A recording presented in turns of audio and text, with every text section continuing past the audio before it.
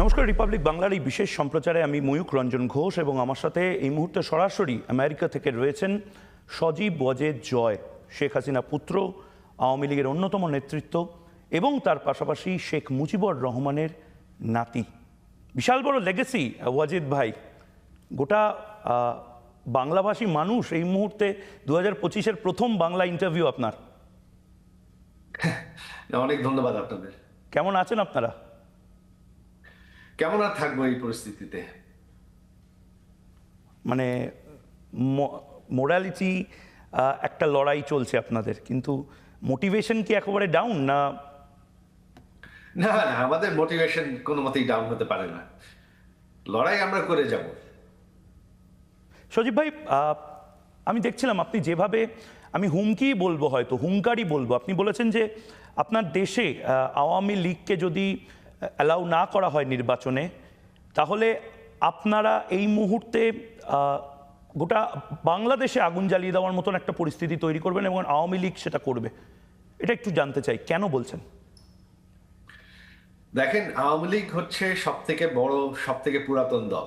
আওয়ামী লীগ, আপনি যে কথাটি বললেন, বাংলাদেশকে স্বাধীন করেছে। আওয়ামী লীগকে বাদ দিয়ে আমাদের কোটি কোটি ভোটার আছে, তাদেরকে বাদ দিয়ে একটা নির্বাচন, এটা কারো কাছেই গ্রহণযোগ্য হবে না। আমাদের দেশের জন্য আন্দোলন করতে হবে। আমরা আন্দোলন করতে চাইনি, আমরা সংঘর্ষ চাই না, তবে আমাদেরকে কোনো দিকেই কোনো কি বলবো পথ দেওয়া হচ্ছে না। এখন আমাদের আন্দোলন ছাড়া আর কোনো উপায় নেই। কিন্তু আপনাদের রাজনৈতিক পুঁজি কতটা এখন আপনাদের দেশে রয়েছে? আপনাদের তৃণমূল স্তরে লড়াই করার ক্ষমতা রয়েছে? আপনাদের পলিটিক্যাল ইনভেস্টমেন্ট বা পলিটিক্যাল ক্যাপিটাল এই মুহূর্তে কতটা? আমাদের পলিটিক্যাল ক্যাপিটাল হচ্ছে আমাদের ভোটাররা। বাংলাদেশের মানুষ এরকম একটা সাজানো নির্বাচন মানবে না। আজ হোক কাল হোক মানুষ রাস্তায় নেমে পড়বে, এটা তারা মানবে না। আমরা যেই শাটডাউন দেখেছি, বাংলাদেশের মানুষ সেটাকে রেসপন্ড করেছে। 13 তারিখে ঢাকা শহর সম্পূর্ণ বন্ধ ছিল। 16-17 তারিখে সারা দেশেই মানুষ বন্ধ রেখেছে। এই আন্দোলন বাড়বে। মা কেমন আছেন? শেখ হাসিনা কেমন আছে? তিনিও খুবই ডিটারমাইন্ড। এভাবে এরকম এখন একটা সম্পূর্ণ অনির্বাচিত অগণতান্ত্রিক সরকার অবৈধভাবে ক্ষমতা দখল করে সবকিছু অবৈধভাবে করছে, এটা তিনি মানতে রাজি না। দেশের মানুষও এখন ভীষণ অসন্তুষ্ট। দেশে কোনো আইন শৃঙ্খলা নেই, অর্থনীতি একদম নেমে গেছে,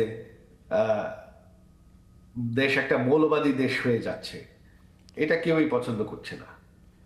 আপনি বলছেন মৌলবাদী দেশ হয়ে যাচ্ছে। আমাদের বিভিন্ন ব্রডকাস্টে আমরা দেখিয়েছি কিভাবে বাংলাদেশ থেকে বিভিন্ন সন্ত্রাসবাদী সংগঠন চলছে বলে অভিযোগ পাওয়া যাচ্ছে। লস্করে তয়বা, তাদের যে প্রধান, তারা যোগাযোগ রাখছে, যেভাবে আইএসআই এর দাপাদাপি বাড়ছে। ভারতের জন্য তো এটা খুব বিপজ্জনক। হ্যাঁ, অবশ্যই। আমাদের সরকার যেটা করেছিল যে বাংলাদেশে সব জঙ্গিবাদী আমরা ঠেকিয়েছিলাম, থামিয়ে দিয়েছিলাম। এখন আবার সেটা ফিরে এসেছে। অলরেডি আপনারা দেখছেন যে লস্কর তাইবার কমান্ডাররা বাংলাদেশে গিয়েছেন, খোলাভাবে তারা বৈঠক করেছে, কথা বলেছে। এই যে দিল্লিতে যে বোমা হামলা হলো, সেখানে পাওয়া গেছে যে লস্কর তাইবা বাংলাদেশ থেকে এটার ব্যবস্থা করেছে, সেই তথ্য পাওয়া গেছে। তারা এটার জন্য ক্রেডিট নিয়েছে। তো এটা ভারতের জন্য অবশ্যই বিপজ্জনক। এবং ভারতের জন্য আরেকটা বিপজ্জনক জিনিস হলো যেভাবে বাংলাদেশ থেকে হুমকি আসছে চিকেন স্নেক কেটে দেওয়ার বা শিলিগুড়ি করিডোরকে বিচ্ছিন্ন করে দেওয়ার। এটাও তো ভয়ঙ্কর। হ্যাঁ, অবশ্যই। এই ইউনূস সরকার হচ্ছে পাকিস্তানি, তাদের সাথে হচ্ছে জামাতে ইসলাম, যারা বাংলাদেশকে কোনোদিন পাকিস্তান থেকে স্বাধীন হতে চায় না। তারা 71-এ জঙ্গি হিসাবে আমাদের আমাদের বাঙালি 3 কোটি বাঙালিকে হত্যা, 30 লক্ষ বাঙালিকে তারা হত্যা করেছে। তো এখন তারাই কিন্তু ইউনূসের সাথে আছে, তারা চাচ্ছে বাংলাদেশ পাকিস্তানের আর একটা অংশ হয়ে থাকুক।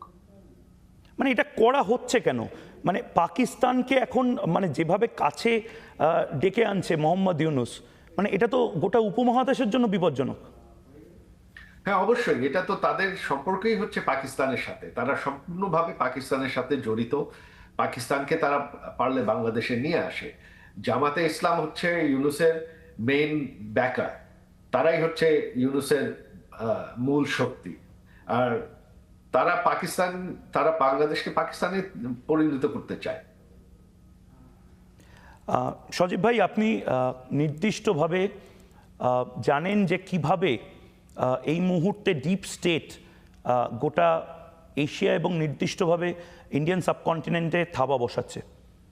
2024-এও আপনি ডিপ স্টেট নিয়ে কথা বলেছিলেন। এখনও কি আপনি বিশ্বাস করেন deep state actually problem create করছে? কিছুটা তো আছে, আগের মতন নাই। লাকিলি যেটা মার্কিন যুক্তরাষ্ট্রের নির্বাচনে তাদের সরকার বদলিয়ে গেছে, প্রেসিডেন্ট ট্রাম্পের সরকার এসবে বিশ্বাস করে না, তো মার্কিন সরকার আর সেরকম কিছু করছে না। তবে এটা রয়ে গেছে যে যারা আগে ছিল তারাই এটার সাথে ইনভলভ। একটু একটু যদি এক্সপ্লেন করেন, মানে আপনি খুব নির্দিষ্টভাবে বলছেন আমেরিকান ডিপ স্টেটের বা যারা যারা রয়েছে পাকিস্তান স্পেসিফিক্যালি, তাদের এই হাতটা এখন বাংলাদেশের মধ্যে রয়েছে।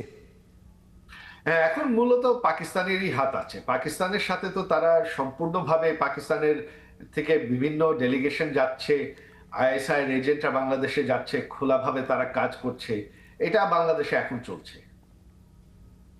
আর চট্টগ্রাম নিয়ে কি বলবেন? চট্টগ্রামে তো এই মুহূর্তে যেরকমভাবে বিদেশিদের ছবি দেখা যাচ্ছে, আমেরিকান ড্রিল দেখা যাচ্ছে।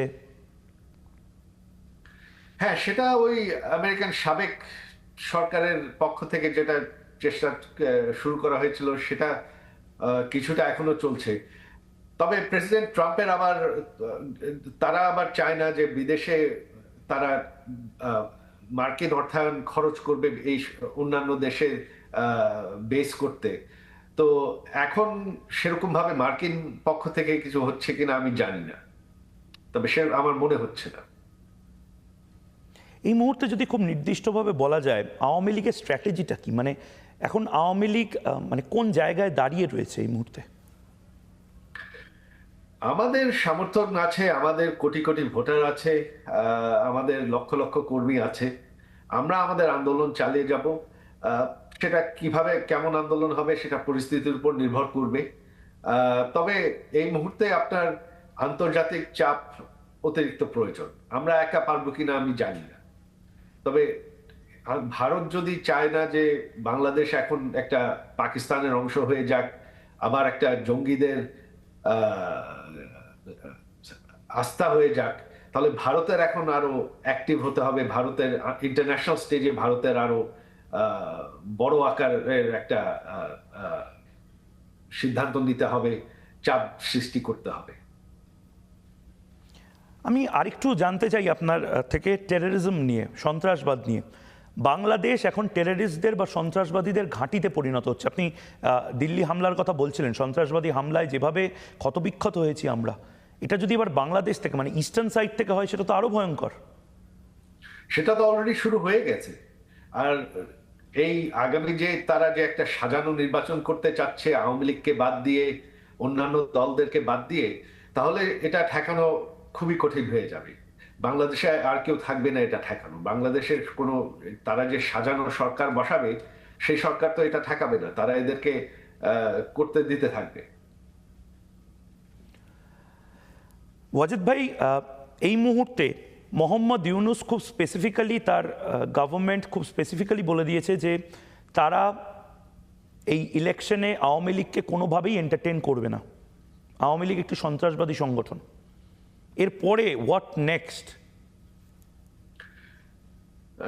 এটা তো আমরা আমরা আমাদের আন্দোলন চালিয়ে যাব, যতটুকু সম্ভব আমরা করব। আমার বিশ্বাস আছে আমরা বিজয়ী হব। তবে এখানে ইন্টারন্যাশনাল একটা প্রেশার চলছে, একটা ষড়যন্ত্র চলছে। তারা খুব বাংলাদেশে এখনো আছে, অনেকেই আছে যারা বিভিন্ন দেশের সাবেক আহ, আহ, কর্মকর্তা, তারা এই এই ইউনূস অবৈধ সরকারকে সমর্থন দিয়ে যাচ্ছে। আহ, তো এখানে একটা খেলা চলছে। তো ভারতের প্রধানমন্ত্রীকেও আপনি কংগ্রাচুলেট করেছেন। হ্যাঁ, অবশ্যই। এটা আমার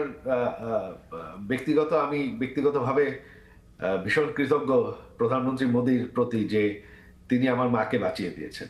মানে কেন, মানে আপনি কি আশঙ্কা করছিলেন? তখন যেটা একটা বাংলাদেশে তখন রীতিমতন যুদ্ধ চলছিল, কারণ তারা আপনার গণভবনে হামলা করতে যাচ্ছিল।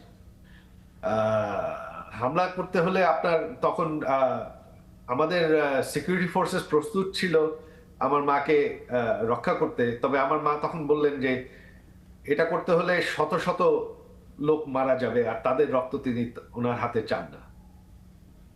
কিন্তু এখন তো শেখ হাসিনাকে ফাঁসির সাজা শোনানো হয়েছে। এই ট্রাইব্যুনালে তারা 17টি জাজকে বের করে দিয়েছে, নতুন একজন জাজ বসিয়েছে, যেই জাজের কোনো ট্রায়াল বেঞ্চের কোনো দিন সে বসেনি, আর সে ব্যক্তিগতভাবে আমার মার বিরুদ্ধে বাজে বাজে কথা বলেছে। তারপর আমার মাকে আইনজীবী নিয়োগ করতে দেওয়া হয়নি, আমাদের আইনজীবীদেরকে আদালতে ঢুকতেই দেওয়া হয়নি। তারা একটা নিজেদের সরকারি আইনজীবী দিয়েছে, যে বিচারের পর তিনি হাসি মুখে হাসি দিয়েছেন যে বিচার হয়ে গেছে। তো এটা তো একটা সম্পূর্ণ যে একটা সাজানো রায়। এই যে সাজানো রায় দেওয়া হয়েছে বলে আপনি বলছেন, এটাতে তো আপনাদের ফেরা এরপরে বিপজ্জনক হয়ে গেল। আপনারা কোন জায়গা থেকে বলছেন যে আপনারা বাংলাদেশে ফিরবেন? বাংলাদেশের মানুষ এই রায় মানছে না, বাংলাদেশের মানুষ সাজানো নির্বাচন মানবে না। আর আওয়ামী লীগ সব থেকে বড় দল, সব থেকে পুরাতন দল। আওয়ামী লীগকে শেষ করা সম্ভব না। আজ হোক কাল হোক একদিন আওয়ামী লীগ ফিরে আসবে, এটা হবে।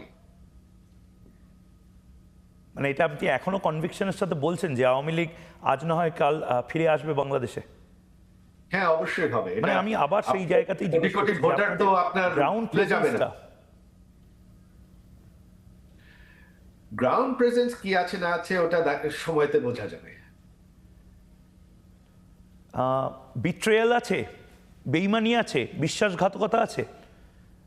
না, ঘরের ভেতর আওয়ামী লীগ থেকেই বিশ্বাসঘাতকতা, বা সরকারের ভেতর থেকেই কেউ বিশ্বাসঘাতকতা করছে, এই জিনিস আছে? এখন তো বাংলাদেশ সরকার সম্পূর্ণ অবৈধ, এটা তো আমাদের সরকার না, এখানে তো বিশ্বাসের কোনো প্রশ্নই ওঠে না।